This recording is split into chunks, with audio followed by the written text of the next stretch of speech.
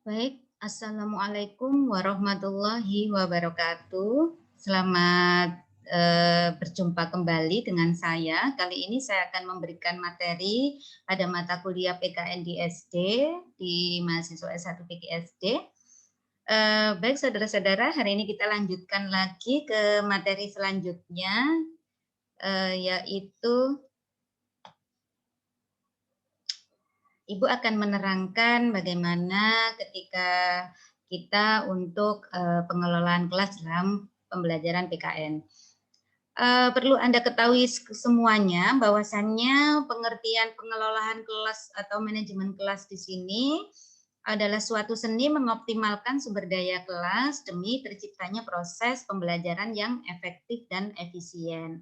Tentunya ketika kita nanti dapat menciptakan proses pembelajaran yang efektif dan efisien, maka nanti tujuan pembelajaran yang kita sampai atau tujuan pembelajaran yang kita akan tersampaikan bahwa tujuannya akan terlaksana dengan baik.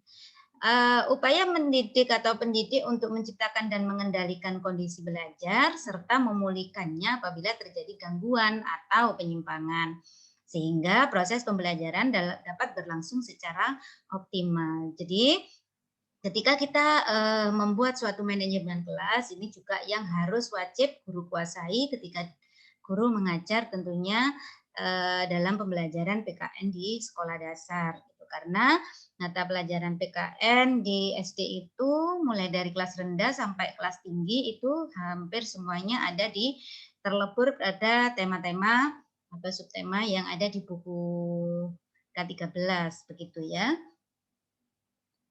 Nah, adapun beberapa simulasi model pembelajaran PKN di sini ada keterampilan dasar mengajar. Dan keterampilan dasar mengajar ketika kita menjadi guru ada beberapa. Yang pertama ada membuka dan menutup pembelajaran. Saya harap ketika nanti Anda menjadi seorang guru SD khususnya, Anda mampu memberikan atau mempunyai keterampilan dasar mengajar, salah satunya yaitu membuka dan menutup pembelajaran.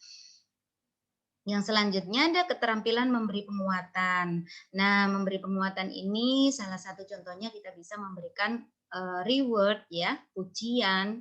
Reward itu bisa berupa pujian, hadiah atau bahkan hanya sentuhan gitu ya, sentuhan pundak itu juga sudah memberi penguatan.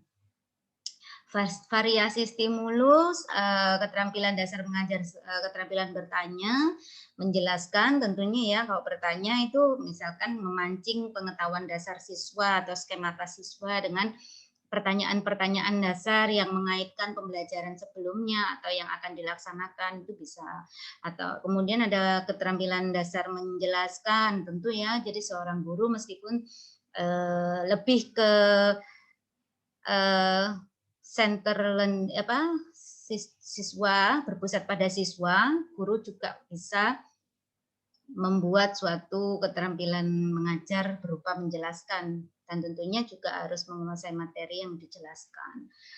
Nah, untuk mengelola kelas jelas ya harus bisa mengelola kelas seorang guru supaya nanti KBM atau kegiatan belajar mengajarnya berjalan dengan efektif ya, berjalan dengan baik.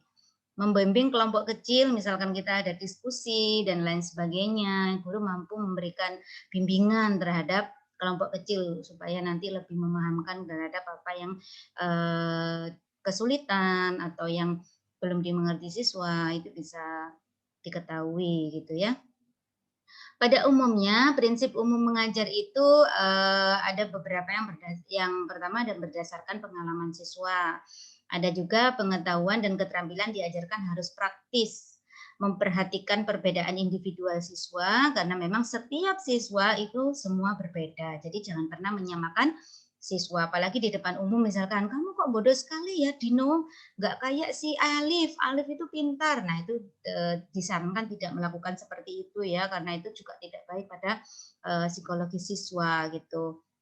Kesiapan dalam dijadikan landasan dalam mengajar.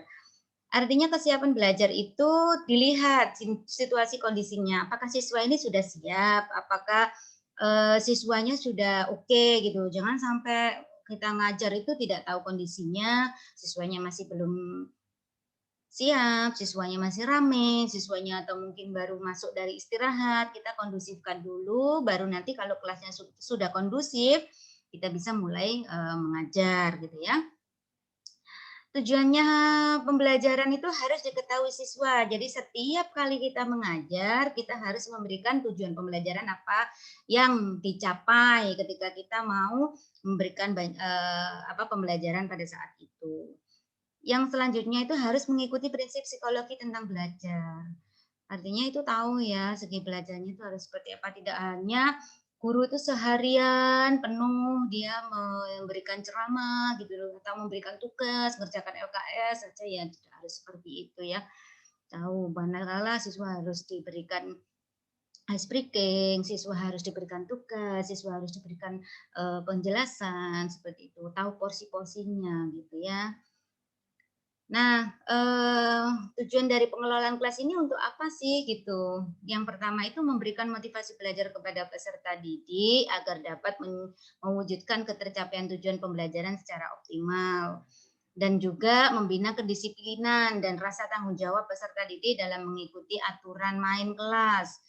Jadi Anda di kelas itu harus punya etika atau tata tertibnya ya, sehingga nanti masing-masing peserta didik itu dapat belajar dengan kemampuannya. Jadi tahu aturannya. Oh, kalau di kelas tidak boleh makan, kalau di kelas tidak boleh keluar dari area bangkunya kecuali ada keperluan yang mendadak atau dan lain sebagainya. Itu adalah kesepakatan-kesepakatan yang aturan yang bisa kita sepakati di kelas. Kemudian ada membimbing dan mengendalikan kegiatan belajar peserta didik. Ini caranya seperti apa gitu ya, tujuan pembelajaran yang diharapkan itu apa, itu disampaikan juga supaya siswa itu paham ketika kita belajar gitu, ada konsekuensinya dan lain sebagainya gitu. Yang selanjutnya ada mengarahkan sikap atau perilaku peserta didik yang menyimpang. Artinya ini barangkali ada siswa yang menyimpang ya, nggak sopan, berlaku tidak baik, dan lain sebagainya, itu kita harus pantau. Memberdayakan sarana kelas guna mendukung kelancaran kegiatan belajar. Misalkan ada papan tulis, ada LCD, ada media-media yang lain, itu kita gunakan, kita maksimalkan untuk menunjang kelancaran kegiatan pembelajar kita. Dan selanjutnya ada mewujudkan lingkungan belajar yang menyenangkan. Artinya menyenangkan tuh enggak harus rame, enggak harus tertawa-tawa, itu enggak. Artinya menyenangkan itu siswa itu enjoy, siswa itu senang belajar dengan kita gitu ya.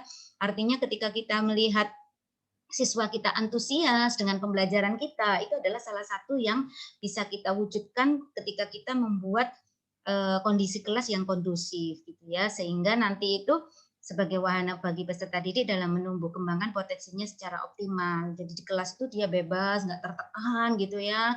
Kalau zamannya saya dulu itu kan pernah ya mengalami waktu pembelajaran PKN itu sangat takut sekali karena kalau rame sedikit kena hukum, nggak nyatat apa yang didiktekan guru sudah nilainya jelek gitu ya. Kemudian setiap kali harus membaca teks yang namanya PKN itu panjang dan harus menghafal dan lain sebagainya. Itu kan juga lingkungannya sangat menjenuhkan gitu. Sehingga ketika itu dapat mengganggu tumbuh kembang potensi anak atau siswa secara optimal gitu.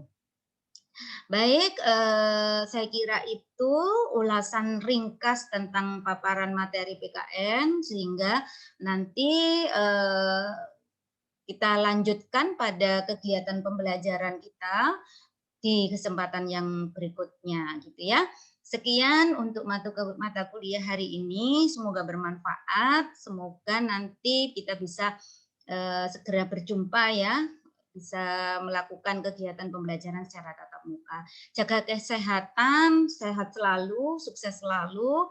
Saya akhiri, wassalamualaikum warahmatullahi wabarakatuh.